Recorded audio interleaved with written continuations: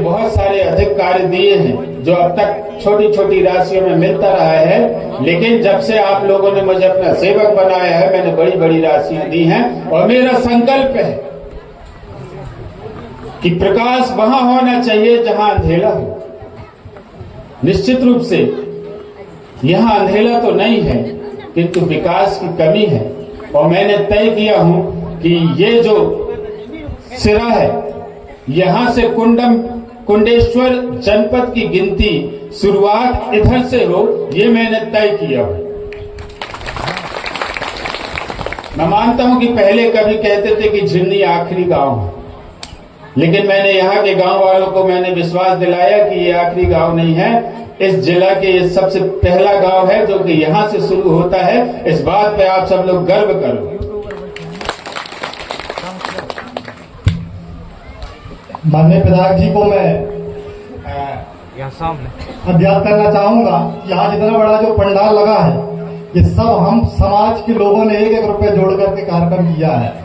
और माननीय विधायक जी जो हम लोग यहाँ कार्यक्रम कर रहे हैं 2017 से लगातार कार्यक्रम कर रहे हैं, और हमारे लोगों का इच्छा है कम से कम यहाँ जो शुरुआत हुआ था शंकर साहब रघुनाथ साहब का, तो कम से कम कुछ भव्य हो जाए और एक अच्छा सा समुदाय भवन हो ताकि हमारे लोगों यहाँ बैठने का व्यवस्था बन सके।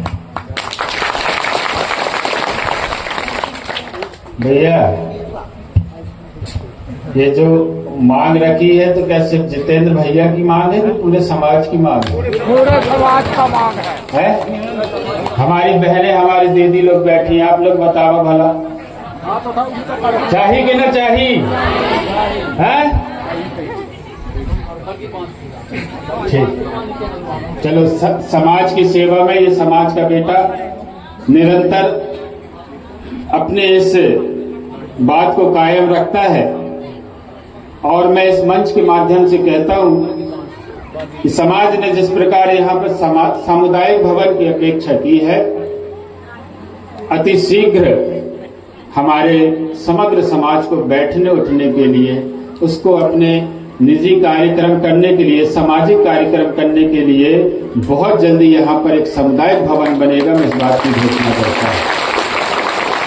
भैया जितेंद्र जी आप स्थान का उचित चयन कर लीजिएगा ताकि वह जो सामुदायिक भवन बने बड़ी भव्यता के साथ बने। स्थान अच्छा सुनाई दे रहा है? एक मिनट देखो समुदाय की मांग तो पूरी हो गई ना। पानी कैनल बंधन से बरगी बांध से कह रहे हैं। पत्र आया है मेरे पास कि छात्रावास बने, बनना चाहिए कि नहीं बनना चाहिए?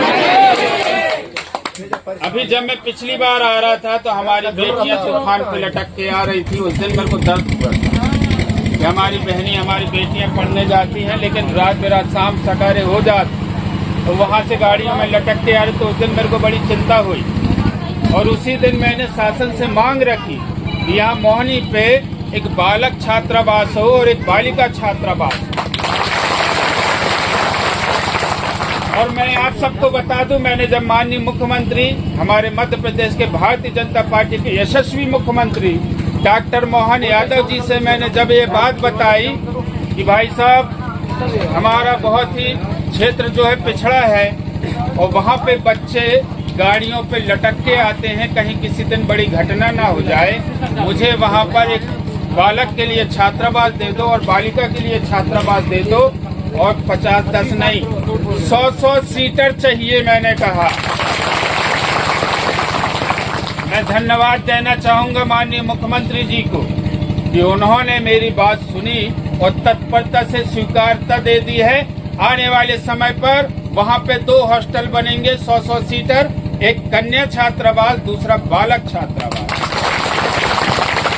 और मैं आप लोगों को बता दूं, अभी मैंने सुबह एसडीएम मैडम को और तहसीलदार को बोला हूं कि वहां स्कूल के पास जगह चिन्हित करके दी जाए। वहां स्कूल के पास ही मैंने कहा हूं कि छात्रावास वही बनेगा। हो सकता है कि कल परसों कर अधिकारी लोग आए और वहां पर निरीक्षण करेंगे। यदि जगह की कमी पड़े तो निश्चित रूप से तुम अपने बच्चों के अच्छे भविष्य के लिए अगर जमीन कम ज्यादा की आवश्यकता पड़ रही तो ऐसे आके आप लोग सहयोग जरूर कर देना।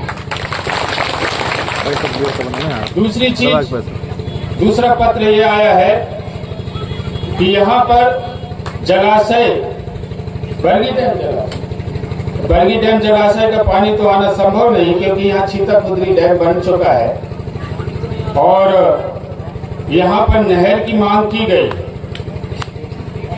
तो निश्चित रूप से शासन के समक्ष हम अपना सुझाव रखेंगे और इन दिनों मध्य प्रदेश की भारतीय जनता पार्टी की सरकार निरंतर जल संरक्षण की दिशा में काम कर रही है, जिसके अंतर्गत हमारे इस क्षेत्र में 3 बड़े जलाशय बनाए गए हैं। एक तो छीतापुत्री, दूसरा दड़गढ़ और तीसरा बथुआ डैम।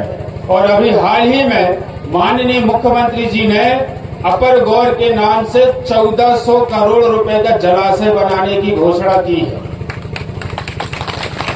अब अपना ये वाला क्षेत्र बच जाता है तो शायद यहाँ पर साकुर बांध बनने वाला है। हो सकता है कि भविष्य में आने वाले समय पर हम उस बांध से यहाँ की व्यवस्था करेंगे। तो तालियां तो बजा दो।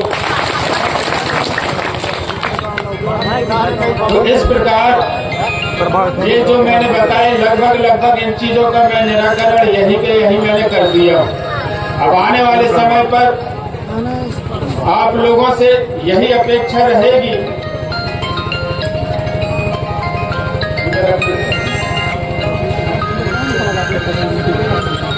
समय जब आता है तो हम लोग समय जब आता है काय का समय आता है सरकार बनाने का या फिर प्रतिनिधि चुनने का। मैं इस मंच से हालांकि मैं कहना नहीं चाहता था, लेकिन कुछ बताना चाहूंगा। हमारे यहाँ सभी भाई लोग बैठे हैं, सबके सब खेती करते हैं कि नहीं करते? अरे जोर से बताओ। अच्छा यह बताओ, पत्थरों में कोई दाना डाल देता है क्या बोने के लिए? है कोई डाला तो शायद कोई अजूबा हो, तो कोई नहीं डालता ना। हम लोग दाना वही डालते हैं जहाँ पे अच्छी उपज हो सके। इस आशय से डालते हैं कि हम यहाँ पर दाना डालेंगे, कल को खेती अच्छी होगी, फसल अच्छी होगी तो हमारे परिवार में संपन्नता आएगी। यानी कि हम इस आशय से डालते हैं कि जहाँ दाना डाले उधर वो उगे। अब यही दाना आपका आशीर्वाद भी है।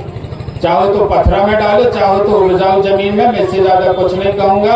आप सभी के बीच में आप सभी ने मुझे बुलाया और